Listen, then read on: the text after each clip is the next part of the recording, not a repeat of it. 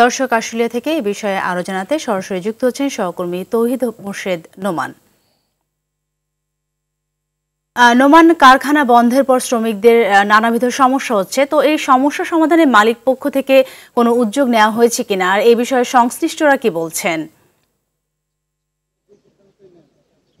ধন্যবাদ সাথী। আমরা এখন রয়েছি আশুলিয়ার জেনারেশন নেক্সট লিমিটেড কারখানার সামনে। তো এই কারখানাটি বিগত কয়েক মাস আগেই বন্ধ হয়ে যায়। তো বন্ধ হয়ে যাওয়ার কারণে কিন্তু এই কারখানার যেসব শ্রমিক রয়েছেন তারা বেকার হয়ে পড়েন এবং এর ইম্প্যাক্ট পুরো এলাকা জুড়ে পড়ে। তাতে দেখা যায় যে যেসব বাড়িওয়ালারা তারা ভাড়া দিয়ে জীবন ধারণ করতেন, যেসব ব্যবসায়ীরা এই কারখানার শ্রমিকদের উপর নির্ভরশীল ছিলেন, তারা কিন্তু সম্পূর্ণরূপে ধরাই যায় যে বেকার হয়ে গিয়েছেন।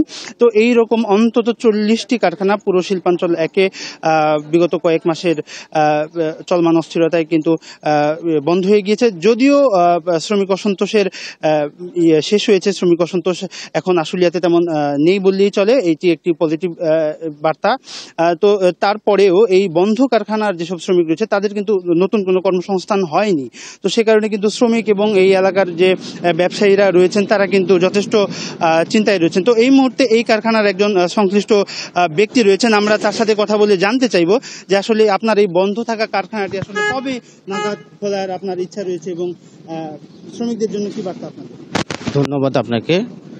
অ্যাকচুয়ালি আমি যদি একটু পেছন থেকে আসতে চাই যে কারখানাটা কেন বন্ধ হইলো সেটা যদি বলতে চাই, আমি এখানে দীর্ঘ 12 বছরের মতো আছি। আমার দীর্ঘ কেরিয়ারে আমি দেখে আসতেছিলাম এই ফ্যাক্টরি শ্রমিকদের বেতন সহ অন্যান্য পাওনাদি যথাসময়ে পরিশোধ করে আসতেছিল। মেন স্পেসিফিক কারণটা হচ্ছে, আসলে আমরা স্পেসিফিক কারণটা কেউ এই পর্যন্ত জানি না, শুধু জানি যে কারখানাটা বন্ধ হয়ে গেছে। কেন বন্ধ হয়েছে আমি যদি বলতে চাই, সেটা হলো গত 23 সালের ডিসেম্বর মাসে একটা ওয়েজেস বোর্ড গঠন করা হয়। নতুন পে স্কেল অনুযায়ী বেতন বেড়ে যায় কিন্তু প্রায় অর্ধেক, মানে 1.5 গুণ বেতন হয়ে যায়। হ্যাঁ, তারপরে এর 6 মাস আগে গিয়েছে, 23 সালের 6 মাস আগে হয়েছে গ্যাস বিল বাড়ানো হয়েছিল 300%। এখানে কিন্তু একটা ইম্প্যাক্ট চলে আসছে, যার কারণে এই কোম্পানি ধরেন যে ওই রেশিও অনুপাতে কিন্তু বায়ার আবার তাদের রেট বাড়ায় নেয়।